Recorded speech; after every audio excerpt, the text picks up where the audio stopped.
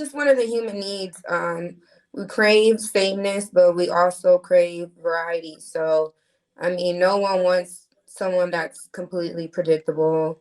Um, Predictability, yeah. and then we also don't want someone that's just completely unpredictable, where we Mhm. don't have any type of safety or security. So that balance is what it's attractive, when you know enough but not too much. So I mean, I said we that's what makes it more attractive, when you know enough about a person to where you're comfortable, but then it's always gonna be something more that you don't know. And I don't think that's just women, but like I feel like men like that in women too, when a Hmm. woman is not always all the same all the time. Do y'all know women want to chase also? It's somewhat of a back and forth. The man chases, and then she feels a need to chase a little bit, and then he chases. It's kind of like, it's kind of fun, you know? Yeah, we want Y- to want y'all. We want Yeah. to. Yeah. you know what it really all boils down to? A game. Emotional variety. That's what women really crave. Emotional variety. They need to fluctuate. They really want that up and down no matter what it is. It could be because you fight a lot. It could be because they don't know anything. As long as they're able to have different strong feelings, they feel strongly towards you as the man, and they will be on your top. That's all it is. It doesn't even matter. It could be complete dysfunction, because we can't make it out like women aren't attracted to complete dysfunction half the time. We know this. As long as you have something that's going to get their emotions rattled, they with it.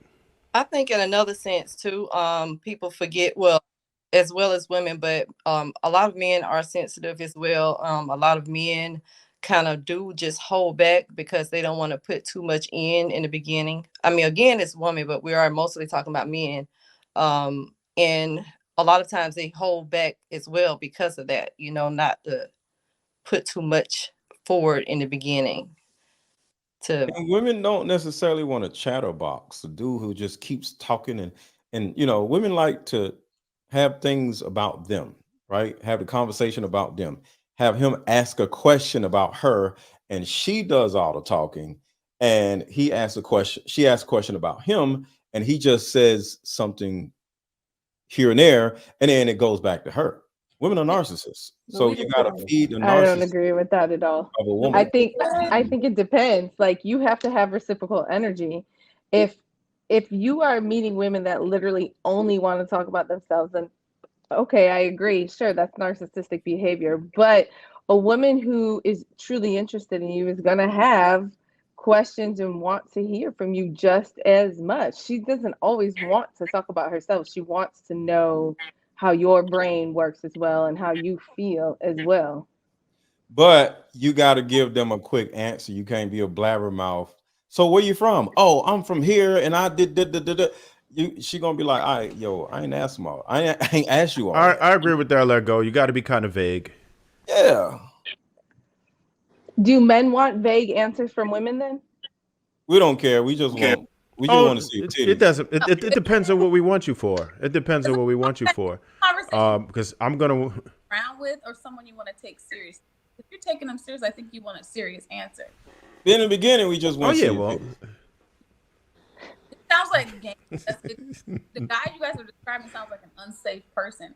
And I know it sounds cute to say, I want variety and emotional. No, when you marry somebody, you want someone that's steady, when you can rely on, depend on, someone that sounds boring because you know where they're going to be. You know when they come home. You know what time they are and where they are. I think that makes me feel comfortable. Not, oh, it's so dangerous to not know if he's coming home tonight. What the hell is that? We That's not, gotta look at the well, dating process. Ain't nobody yeah. coming It's home. We different. talking about first date, first Yeah, meeting because somebody. Y'all talking about living with somebody and all this safety stuff. Ain't that's nobody talking different. about that when you at the bar. He was trying to teach him how to pick up women, right? So Yeah, this is y'all like going to the for first date sex, bar. type deal, the beginning. sex only. Is that what this is about?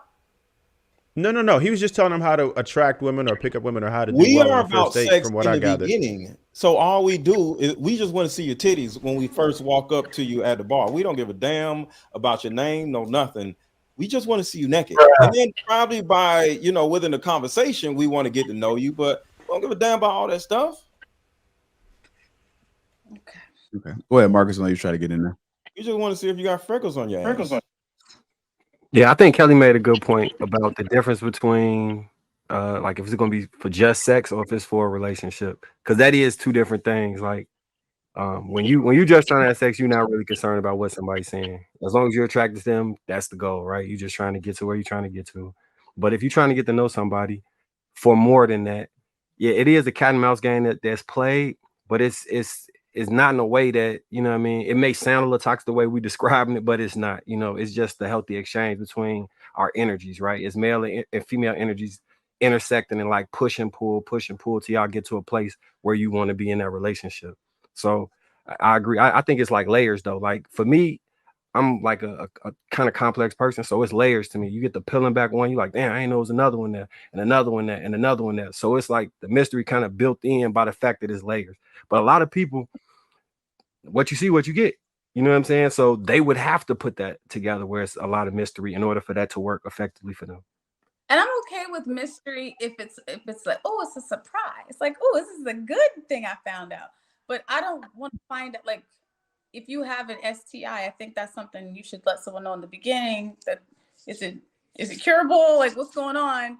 Not, hey, do you have an STI? You know what? I'll tell you next week. Like, that's what May not have it next week. But that's what I'm saying. What is the mystery? That's what I want to know. Like, how exactly does that work? What are you being mysterious about?